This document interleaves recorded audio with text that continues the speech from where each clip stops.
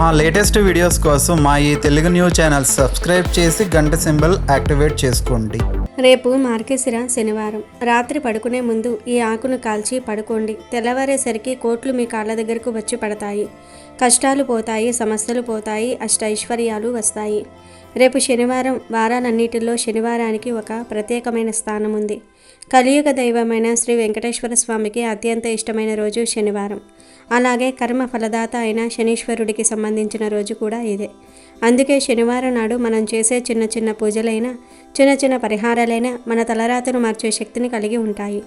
మనిషి అన్నాక కష్టాలు రావటం సహజం. కానీ ఆ కష్టాలు తీరనివిగా మారినప్పుడే అసలు సమస్య మొదలవుతుంది. ఎంత సంపాదించినా చేతిలో చిల్లిగవ్వ నిలవటం లేదని, చేసిన అప్పులు తీరటం లేదని, ఇంట్లో ఎప్పుడూ ఏదో ఒక అనారోగ్యం, గొడవలు జరుగుతూ ఉన్నాయని చాలామంది బాధపడిపోతూ ఉంటారు. ఇలాంటి దరిద్ర బాధలన్నీ తొలగిపోయి సాక్షాత్తు ఆ లక్ష్మీదేవి కటాక్షం మన మీద పడాలంటే శనివారం నాడు కొన్ని నియమాలు పాటించాలి.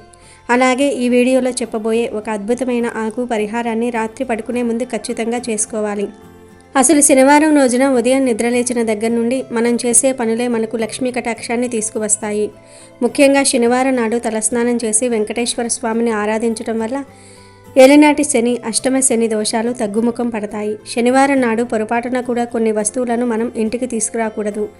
ఈ వస్తువులను తెలుసో తెలియకో ఇంటికి తెస్తే మనతో పాటే దరిద్రాన్ని కూడా ఇంటికి పిలిచినట్లే అవుతుంది. ఈరోజు పొరపాటున కూడా ఇనుముకు సంబంధించిన వస్తువులను కొనకూడదు. ఇనుము సాక్షాత్తు శనీశ్వరుడికి సంబంధించినది. దాన్ని శనివారం నాడు ఇంటికి తేవటం వల్ల గొడవలు పెరుగుతాయి. అలాగే శనివారం నాడు వంట నూనెను, నువ్వుల నూనెను కూడా కొనకూడదు. ఒకవేళ నూనె అవసరం ఉంటే శుక్రవారమే తెచ్చి పెట్టుకోవాలి తప్ప శనివారం నాడు నూనె ప్యాకెట్లు, నూనె డబ్బాలు ఇంటి గడప దాటించి లోపలికి తేయకూడదు. అలాగే నల్లటి బట్టలు, తోలు వస్తువులు అంటే లెదర్ బెల్ట్లు, పర్సులు, చీపురు కట్టలు, ఉప్పు వంటివి శనివారం నాడు కొనటం వల్ల ఆర్థిక నష్టాలు కలుగుతాయని మన పెద్దవాళ్ళు చెప్తూ ఉంటారు. కాబట్టి శనివారం రోజు ఈ వస్తువులు కొని ఇంటికి తెచ్చుకోవద్దు.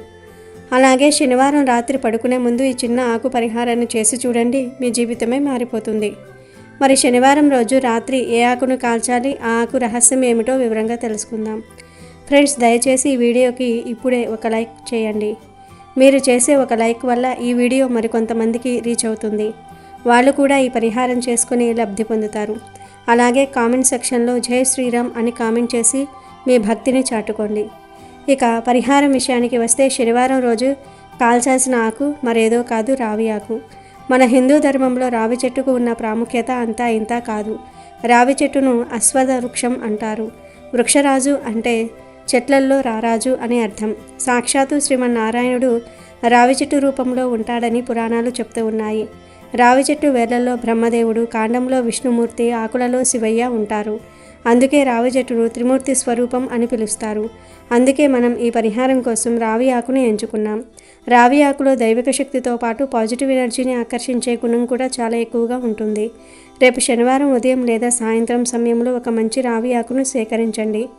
ఆకు ఎక్కడ చిరిగిపోకుండా, రంధ్రాలు లేకుండా పచ్చగా కలకలలాడుతూ ఉండేలాగా చూసుకోండి. ఎండిపోయిన ఆకును తీసుకోకూడదు. చెట్టు నుండి ఆకును కోసేటప్పుడు మనసులో చెట్టుకు నమస్కరించుకొని, నా దరిద్రం పోగొట్టడం కోసం నిన్ను తీసుకువెళ్తున్నాను తల్లి అని నమస్కరించి కొయ్యండి. ఇంటికి తెచ్చిన తర్వాత ఆ ఆకును శుభ్రంగా కడిగి తడి లేకుండా ఒక పొడి బట్టతో తుడవండి. ఇప్పుడు అసలైన ప్రక్రియ మొదలవుతుంది. రాత్రి అందరూ భోజనాలు చేసి పడుకోవడానికి సిద్ధమవుతున్న సమయంలో, అంటే సుమారు 9 గంటల తర్వాత ఈ పరిహారాన్ని మొదలుపెట్టండి. మీరు సిద్ధం చేసుకున్న రావి ఆకును మీ పూజా గదిలో కానీ లేదా మీరు పడుకునే గదిలో ఒక ప్రశాంతమైన చోట కానీ కూర్చొని మీ అరచేతుల్లో పెట్టుకోండి. ఆ ఆకు తొడిమ మీ వైపు ఉండేలాగా చూసుకోండి. ఇప్పుడు ఆ ఆకు మీద పసుపు కుంకుమలతో 4 బొట్లు పెట్టాలి. ఆకుకు 4 దిక్కులా 4 బొట్లు పెట్టండి. పసుపు కుంకుమలు లక్ష్మీ స్వరూపాలు. అవి ఎక్కడ ఉంటాయో అక్కడ శుభం జరుగుతుంది. 4 బొట్లు పెట్టడం వెనుక ఉద్దేశం ఏమిటంటే 4 దిక్కుల నుండి, అష్టదిక్కుల నుండి మనకు రావాల్సిన డబ్బు రావాలని, అడ్డంకులు తొలగిపోవాలని సంకేతం. ఇలా బొట్లు పెట్టిన తర్వాత ఆ రావి ఆకు మధ్యలో కొద్దిగా ధనియాలు వేయాలి. ఇక్కడ మనం ధనియాలను ఎందుకు వాడుతున్నామంటే ధనియాలకు ధనాన్ని ఆకర్షించే అద్భుతమైన శక్తి ఉంది. జ్యోతిష్య శాస్త్రంలో ధనియాలను ధనలక్ష్మి స్వరూపంగా భావిస్తారు. అందుకే చాలామంది దీపావళి రోజున కొత్త ధనియాలను పూజిస్తూ ఉంటారు. ధనియాలు అంటేనే ధని అంటే డబ్బును ఇచ్చేవి అని అర్థం. మన వంటింట్లో ఉండే ఈ చిన్న గింజల్లో ఆర్థిక ఇబ్బందులను తొలగించే శక్తి దాగి ఉంది. బుధగ్రహానికి సంబంధించిన ఈ ధనియాలు మన వ్యాపారంలో లాభాలు వచ్చేలాగా, మనకు రావాల్సిన బాకీలు వసూలు అయ్యేలాగా చేస్తాయి. అందుకే ఒక చిన్న గుప్పెడు ధనియాలను తీసుకుని లక్ష్మీదేవిని మనసులో తలుచుకుంటూ ఆ రావి ఆకు మధ్యలో వేయండి. ఆ ధనియాలు వేసేటప్పుడు నాకున్న ఆర్థిక కష్టాలన్నీ తీరిపోవాలి, నా చేతిలో డబ్బు నిలవాలి అని బలంగా కోరుకోండి. ఇప్పుడు ఆ ధనియాల పైన ఒక ఎండుమిరపకాయను కూడా పెట్టండి. ఎండుమిరపకాయని ఎందుకు పెడుతున్నామంటే మన ఎదుగుదలను చూసి ఓరవలేక ఏడ్చేవాళ్ళు, ఏడుపు మన మీద పడిన నరదృష్టి నరకోశ పోవడానికి ఎండుమిరపకాయ అద్భుతంగా పనిచేస్తుంది. నరుడి ఏడ్పుకి నల్లరాయి కూడా పగులుతుంది అని పెద్దలు అంటూ ఉంటారు. మనకి ఎంత సంపాదన ఉన్నా ఇలాంటి దిష్టి దోషాలు ఉంటే ఆ డబ్బు ఆవిరైపోతుంది, అనారోగ్యాల పాలవుతుంది. నెగిటివ్ ఎనర్జీని లాగేసుకునే శక్తి ఎండుమిరపకాయలలోని ఘాటుకు ఉంటుంది. అందుకు ఒక ఎండుమిరపకాయను తీసుకుని దాన్ని ఆ ధనియాల మీద పెట్టండి. ఇప్పుడు చివరిగా ఆ ఎండుమిరపకాయ పైన ఒక స్పూన్ కర్పూరం పొడిని కూడా వేయాలి, లేదా 1-2 కర్పూరం బిళ్ళలైనా కలిపి వేయండి. కర్పూరం సాక్షాత్తు అగ్నిస్వరూపం. అది వెలుగుతూ కరిగినట్లుగా మన కష్టాలు కూడా కరిగిపోవాలి అనే ఉద్దేశంతో కర్పూరాన్ని వాడుతున్నాం. అంతేకాదు కర్పూరం సువాసన లక్ష్మీదేవిని ఆకర్షిస్తుంది. ఇప్పుడు ఆ రావి ఆకులో పసుపు, కుంకుమ, ధనియాలు, ఎండుమిరపకాయ, కర్పూరము అన్నీ ఉన్నాయి కదా. ఇప్పుడు చాలా జాగ్రత్తగా ఆ పదార్థాలు కింద పడకుండా ఆ ఆకును మడిచి ఒక పొట్లంలాగా కట్టాలి. రావి ఆకు కొంచెం పెద్దగానే ఉంటుంది కాబట్టి మడవడానికి వీలుగానే ఉంటుంది. ఒకవేళ ఆకు చిన్నగా ఉంటే 2 ఆకులు కలిపి అయినా సరే ఆ పొట్లాన్ని కట్టండి. అది విడిపోకుండా ఉండడానికి ఒక దారం పెట్టి చుట్టండి లేదా పిన్ చేయండి. ఇలా తయారైన ఈ శక్తివంతమైన పొట్లాన్ని తీసుకుని వెళ్ళి మీ పూజ గదిలో దేవుడి ఫోటో ముందు పెట్టండి. దేవుడి ముందు ఒక దీపం వెలిగించి, స్వామి, ఈ రాత్రికి ఈ భారం నీదే, రేపు ఉదయానికల్లా నా దరిద్రం పోవాలి అని నమస్కారం చేసుకోండి. ఆ రాత్రంతా ఆ పొట్లం దేవుడి దగ్గరే ఉండాలి. రాత్రి సమయంలో దైవిక శక్తులు సంచరిస్తూ ఉంటాయి అంటారు.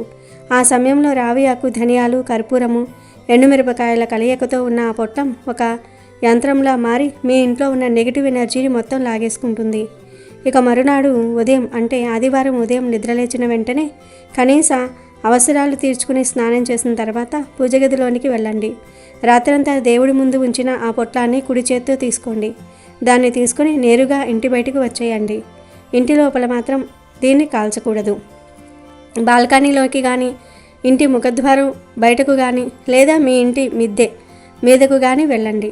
ఎక్కడైతే ఖాళీ ప్రదేశం ఉంటుందో, ఎక్కడైతే దీన్ని కాల్చడానికి వీలుగా ఉంటుందో అక్కడికి వెళ్ళండి.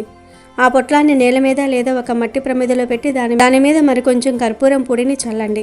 ఎందుకంటే లోపల ఉన్న ధనియాలు, ఎండుమిరపకాయ మండడానికి కొంచెం సమయం పడుతుంది. పైన కర్పూరం వేస్తే త్వరగా అగ్ని అంటుకుంటుంది. ఇప్పుడు అగ్గిపుల్ల తీసి ఆ పొట్లాన్ని వెలిగించండి. మండుతున్నప్పుడు వచ్చే మంటను చూస్తూ మీ మనసులో ఉన్న భయాలు, ఆందోళనలు, అప్పుల బాధలు, శత్రువుల పీడ అన్నీ ఆ మంటల్లో కాలి బూడిద అయిపోతున్నాయని గట్టిగా భావించండి.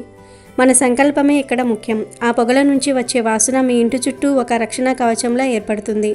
ఆ పొట్లం పూర్తిగా కాలి బూడిద అయిపోవాలి. మధ్యలో ఆరిపోతే మళ్ళీ కర్పూరం వేసి పూర్తిగా వెలిగించేయండి. అది పూర్తిగా బూడిదగా మారిన తర్వాత ఆ బూడిదని నీళ్ళల్లో కడిగేయవచ్చు, లేదా గాలికి వదిలేయవచ్చు, లేదా దగ్గరలో ఉన్న ఏమైనా చెట్టు మొదట్లో వేసేయచ్చు. ఇలా చేసిన తర్వాత వెనక్కి తిరిగి చూడకుండా కాళ్ళు చేతులు కడుక్కుని ఇంట్లోకి రండి. ఇది చేసిన వెంటనే మీకు ఒక తెలియని పాజిటివ్ వైబ్రేషన్ కలుగుతుంది. మనసు తేలిక పడుతుంది. ఈ పరిహారం చూడడానికి చాలా సులభంగా అనిపించవచ్చు, కానీ ఇందులో మనం వాడిన వస్తువులు చాలా శక్తివంతమైనవి. రావి ఆకు విష్ణు స్వరూపం, ధనియాలు ధన స్వరూపం, ఎండుమిరపకాయ దిష్టి నివారిణి, కర్పూరం పాప నివారిణి. ఇవన్నీ కలిపి కాల్చటం అంటే మన చుట్టూ ఉన్న ప్రతికూల శక్తులను ప్రారద్రోలి అనుకూల శక్తులను ఆహ్వానించటమే. ఈ శనివారం రాత్రి చిన్న పని చేసి చూడండి. ఇది చేసిన కొన్ని రోజుల్లోనే మీ ఆర్థిక పరిస్థితుల్లో అనూహ్యమైన మార్పులు రావడం గమనిస్తారు. ఆగిపోయిన పనులు చకచకా సాగుతాయి. డబ్బు రావడానికి ఉన్న అడ్డంకులు తొలగిపోతాయి. వ్యాపారంలో లాభాలు పెరుగుతాయి. ఇంట్లో గొడవలు తగ్గి ప్రశాంతత లభిస్తుంది. కోట్లు వచ్చి కాళ్ళ దగ్గర పడతాయని చెప్పడం అత్యాశ కావచ్చు, కానీ ఖచ్చితంగా మీ అర్హతకు, మీ కష్టానికి తగిన ప్రతిఫలం దక్కుతుంది. లక్ష్మీదేవి కటాక్షం మీ మీద ఉంటుంది. నమ్మకంతో చేయండి, ఫలితాన్ని పొందండి. రేపు మార్గశిర శనివారం, మంచి రోజు కనుక దీపంలో ఇది ఒక్కటి వేసి వెలిగిస్తే చాలు, మీ కష్టాలు అప్పులన్నీ తీరి కుబేరులవ్వటం ఖాయం. రేపు ఎంతో విశిష్టమైన అత్యంత పవిత్రమైన రోజు, అదే మార్గశిర శనివారం. సాధారణంగా శనివారం అంటేనే ఆ కలియుగ దైవం వెంకటేశ్వర స్వామికి ఎంతో ప్రీతికరమైన రోజు. అని మనందరికీ తెలుసు. కానీ ఈ శనివారం మామూలు శనివారం కాదు. సాక్షాత్తు శ్రీ మహావిష్ణువుకు అత్యంత ఇష్టమైన మార్గశిర మాసంలో వచ్చే శనివారం. మన పురాణాల్లో, శాస్త్రాల్లో మార్గశిర మాసానికి ఉన్న ప్రాముఖ్యత అంతా ఇంత కాదు. సాక్షాత్తు ఆ శ్రీకృష్ణ పరమాత్ముడే భగవద్గీతలో మాసానాం మార్గశీర్షోహం అని స్వయంగా చెప్పాడు. అంటే మాసాలన్నిటిలోనూ నేను మార్గశిర మాసాన్ని అని స్వామివారు ప్రకటించుకున్నారు. అంటే ఈ నెలకు ఎంత శక్తి ఉందో, ఎంత పవిత్రత ఉందో మనం అర్థం చేసుకోవచ్చు. అలాంటి గొప్ప మాసంలో వచ్చే శనివారం నాడు మనం చేసే చిన్న చిన్న పూజలు కూడా అనంతమైన ఫలితాలను ఇస్తాయి. ముఖ్యంగా ఎవరైతే తీవ్రమైన ఆర్థిక ఇబ్బందులతో, అప్పుల బాధలతో, తీరని కష్టాలతో సతమతమవుతూ ఉన్నారో వారికి రేపటి రోజు ఒక బంగారు అవకాశం అని చెప్పవచ్చు. ఈ ఒక్కరోజు కనుక మనం భక్తి శ్రద్ధలతో ఆ 7 కొండల వాడిని స్మరించుకొని ఒక చిన్న దీపారాధన చేస్తే చాలు, మన జాతకమే మారిపోతుంది. అసలు మార్గశిర మాసంలో వచ్చే శనివారాలకు ఎందుకు అంత పవర్ ఉంటుంది అంటే, ఈ మాసంలోనే వైకుంఠ ఏకాదశి వస్తుంది. ఈ మాసంలోనే శ్రీ మహావిష్ణువు ఆలయాలన్నీ భక్తులతో కిటకిటలాడుతూ ఉంటాయి. దేవతలందరూ కూడా ఈ మాసంలో భూమి మీదకు వచ్చి స్వామివారిని అర్చిస్తారని ఒక నమ్మకం కూడా ఉంది. అందుకే మార్గశిర శనివారం రోజున మనం చేసే పూజకు 1,000,000 జన్మల పుణ్యం లభిస్తుంది అని పెద్దలు చెప్తూ ఉంటారు. చాలామందికి దేవుడికి పూజ చేయాలంటే చాలా సమయం కావాలి, మడి కట్టుకోవాలి, రకరకాల నైవేద్యాలు వండాలి అనే భయం ఉంటుంది. కానీ ఆ శ్రీనివాసుడు ఆశించేది ఆడంబరాలను కాదు, కేవలం మనలోని స్వచ్ఛమైన భక్తిని మాత్రమే. అందుకే రేపు ఉదయం లేదా సాయంత్రం వేళ మీ వీలును బట్టి స్నానం చేసి శుభ్రమైన బట్టలు కట్టుకొని స్వామివారి పటాన్ని లేదా విగ్రహాన్ని పూలతో అలంకరించి నమస్కారం చేసుకోండి.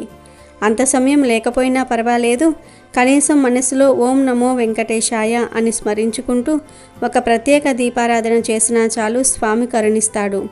ముఖ్యంగా ఈ మార్గశిర శనివారం రోజున వెంకటేశ్వర స్వామికి పిండి దీపం పెడితే చాలా మంచిది. పిండి దీపం అంటే బియ్యం పిండిలో కొంచెం బెల్లము, నెయ్యి లేదా పాలు వేసి ముద్దగా చేసి దాన్ని ప్రమిదల్లాగా చేసి అందులో నెయ్యి వేసి వెలిగించే దీపం. తిరుమల కొండ మీద కూడా ఈ పిండి దీపానికి చాలా విశిష్టత ఉంది. ఆ పిండి దీపపు వెలుగులో స్వామివారిని చూస్తే సాక్షాత్తు వైకుంఠం కళ్ళ ముందే ఉన్నంత అనుభూతి కలుగుతుంది. ఒకవేళ మీకు పిండి దీపం చేయటం కుదరకపోతే, ఆ ఓపిక లేకపోతే కనీసం మట్టి ప్రమిదలోనైనా లేదా మీ ఇంట్లో నిత్యం వాడే ఇత్తడి దీపంలోనైనా దీపం పెట్టవచ్చు.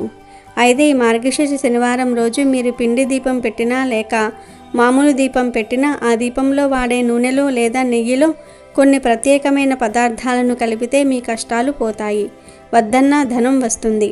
ఈ వస్తువులు సాక్షాత్తు లక్ష్మీదేవికి మరియు వెంకటేశ్వర స్వామి వారికి అయస్కాంతంలా పనిచేస్తాయి. ఈ పదార్థాలు వేసి వెలిగించిన దీపం నుండి వచ్చే కిరణాలు, ఆ పొగ మీ ఇంట్లోని దరిద్రాన్ని తరిమి కొడతాయి. మరి ఇంతకీ ఈరోజు దీపంలో వేయాల్సిన ఆ వస్తువులు ఏమిటో ఇప్పుడు వివరంగా తెలుసుకుందాం. రేపు మీరు దీపారాధన చేసేటప్పుడు ఆ దీపం కుందుల్లో నూనె లేదా ఆవు నెయ్యి పోసిన తర్వాత అందులో చిటికెడు పచ్చకర్పూరం వేయాలి. పచ్చకర్పూరం అంటే లక్ష్మీదేవికి ప్రాణం. తిరుమల శ్రీవారి లడ్డూలో కూడా ఈ పచ్చకర్పూరాన్ని వాడతారు. ఈ సువాసన అంటే స్వామివారికి ఎంతో ఇష్టం. ఎక్కడైతే పచ్చకర్పూరం వాసన వస్తుందో అక్కడ లక్ష్మీదేవి ఆకర్షింపబడుతుంది. డబ్బును ఆకర్షించే శక్తి పచ్చకర్పూరానికి ఉంది. అందుకే దీపంలో చిన్న ముక్క పచ్చకర్పూరం నలిపి వేయండి. ఆ తర్వాత 2 యాలుకలు తీసుకోండి. యాలుకలు సుగంధ ద్రవ్యాల్లో రాణి లాంటిది. జ్యోతిష్య శాస్త్రం ప్రకారం యాలుకలు శుక్రగ్రహానికి సంబంధించినవి. శుక్రుడు అంటేనే భోగభాగ్యాలు, లగ్జరీ లైఫ్. మన జీవితంలో రాజయోగం రావాలంటే శుక్రుడి అనుగ్రహం కావాలి. కనుక 2 యాలకులు తీసుకుని ఆ 2 యాలకులను కొంచెం చిదివి ఆ నూనెలో వేయండి. ఇవి వేయటం వల్ల ఆ దీపం వెలుగుతున్నంతసేపు ఒక అద్భుతమైన సువాసన ఇల్లంతా వ్యాపిస్తుంది. అది పాజిటివ్ ఎనర్జీని ఇస్తుంది. 3వ పదార్థం బెల్లం పొడి. అవును, మీరు విన్నది నిజమే. దీపంలో కొంచెం బెల్లం పొడి వేయాలి.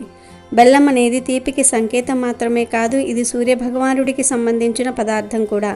అంతేకాకుండా స్వామివారికి ఎంతో ఇష్టమైన నైవేద్యం బెల్లం అన్నం. మనం నైవేద్యం పెట్టలేకపోయినా దీపంలో చిన్న బెల్లం ముక్క లేదా పొడి వేయటం వల్ల ఆ అగ్ని ద్వారా స్వామివారికి ఆ నైవేద్యం అందుతుందని ఒక నమ్మకం. మన కష్టాలన్నీ కరిగిపోయి జీవితం బెల్లంగా తీపిగా మారాలని దీని అర్థం. చివరిగా ఆ దీపంలో చిటికెడు పసుపు వేయండి. పసుపు మంగళకరమైనది. ఎక్కడ పసుపు ఉంటుందో అక్కడ విఘ్నాలు ఉండవు, అప్పుల బాధలు ఉండవు. కనుక ఇలా ఈ 4 వస్తువులు పచ్చకర్పూరము, 2 యాలుకలు, కొంచెం బెల్లం పొడి, కొంచెం చిటికెడు అంటే పసుపు వేసి 2 వత్తులు వేసి దీపాన్ని వెలిగించండి. ఈ దీపం వెలిగించిన తర్వాత ఆ దీపం వంక చూస్తూ మనసులో మీకు ఉన్న కోరికను బలంగా చెప్పుకోండి. స్వామి, నాకు ఈ ఆర్థిక ఇబ్బందులు ఉన్నాయి, అప్పుల వాళ్ళ బాధ భరించలేకపోతున్నాను, నా కుటుంబం చల్లగా ఉండాలి, వ్యాపారం సాగాలి, ఉద్యోగం రావాలి అని ఏ కోరిక ఉన్నా సరే వెంకటేశ్వర స్వామి పాదాల దగ్గర విన్నవించుకోండి. ఆ దీపం నుండి వచ్చే కాంతిని సాక్షాత్తు ఆ శ్రీమన్నారాయణుడి స్వరూపంగా భావించండి. ఇలా చేయటం వల్ల మీ ఇంట్లో ఉన్న నెగిటివ్ ఎనర్జీ మొత్తం పోతుంది. మార్గశిర మాసంలో అందులోనూ శనివారం నాడు ఇలాంటి విశేషమైన దీపారాధన చేయటం వల్ల కుబేరుడి అనుగ్రహం కూడా లభిస్తుంది అని శాస్త్రాలు చెప్తూ ఉన్నాయి. కుబేరుడు వెంకటేశ్వర స్వామి వారికి అప్పు ఇచ్చాడు కాబట్టి స్వామివారిని ఎవరైతే భక్తితో పూజిస్తారో వారికి ధన సహాయం చేయడానికి కుబేరుడు ఎప్పుడూ సిద్ధంగా ఉంటాడు. మనం చేయాల్సిందల్లా ఆ స్వామివారిని నమ్మటమే. ఈ దీపాన్ని ఎప్పుడు వెలిగించాలి అంటే రేపు ఉదయం బ్రహ్మ ముహూర్త కాలంలో వెలిగిస్తే చాలా మంచిది. కుదరని వారు సాయంత్రం గోధూళి వేళ అంటే సూర్యుడు అస్తమించే సమయంలో సుమారు 6 గంటల ప్రాంతంలో వెలిగించండి. తులసి కోట దగ్గర కూడా ఈ దీపాన్ని వెలిగించుకోవచ్చు, లేదా మీ పూజ గదిలో స్వామివారి ఫోటో ముందు వెలిగించవచ్చు. దీపం కొండెక్కిన తర్వాత అందులో మిగిలిన అడుగున ఉన్న పదార్థాలను అనగా యాలుకలు, బెల్లం మిశ్రమాన్ని ఏదైనా చెట్టు మొదట్లో వేయండి, లేదా పారే నీటిలో వేయండి. అంతేగాని చెత్తలో పడేయవద్దు. ఈ చిన్న పరిహారం చేయడానికి మీకు మహా అయితే ఒక 5 నిమిషాలు టైం పడుతుంది. ఖర్చు కూడా పెద్దగా ఏమీ ఉండదు, కానీ దీనివల్ల వచ్చే ఫలితం మాత్రం అద్భుతంగా ఉంటుంది. ఎంతోమంది ఇలా చేసి తమ కష్టాల నుండి బయటపడతారు. ఈ మార్గశిర శనివారం మనకు దొరికిన ఒక వరం. మన పూర్వీకులు ఏది చెప్పినా అందులో మనం మంచే దాగి ఉంటుంది. మనం లక్షలు ఖర్చు పెట్టి హోమాలు, యజ్ఞాలు చేయలేకపోవచ్చు, కానీ ఇలాంటి చిన్న చిన్న నియమాలు, పరిహారాలు పాటిస్తే చాలు, దేవుడు మనల్ని కరుణిస్తాడు. ముఖ్యంగా అప్పుల బాధలు ఉన్నవారు ఈ దీపారాధనను అసలు మానవద్దు. ఆ వెంకటేశ్వర స్వామిని నమ్మిన వారికి ఎప్పుడూ చెడు జరగదు. కలో వెంకట నాయక అన్నారు అంటే ఈ కలియుగంలో మనల్ని కాపాడే ఏకైక దైవం ఆ వెంకటేశ్వరుడే. ఆయన నామాన్ని స్మరిస్తేనే సకల పాపాలు హరిస్తాయి. అలాంటిది ఆయనకు ప్రీతికరమైన వస్తువులతో దీపం పెడితే ఆయన ఎంత సంతోషిస్తాడో ఆలోచించండి. కాబట్టి రేపు మార్గశిర శనివారం రోజు మర్చిపోకుండా ఈ పచ్చకర్పూరము, యాలకులు, బెల్లము, పసుపు వేసిన దీపాన్ని వెలిగించండి. మీ జీవితంలో చీకట్లు తొలగిపోయి వెలుగులు నిండి మీరు కుబేరులంతటి భాగ్యవంతులుగా మారిపోతారు. కనుక అందరూ ఈరోజు ఇలా దీపం పెట్టి శుభ ఫలితాలను పొంది సంతోషంగా జీవించండి. వీడియో నచ్చితే లైక్ చేయండి, షేర్ చేయండి, బట్ సబ్స్క్రైబ్ చేసుకోవడం మర్చిపోవద్దు.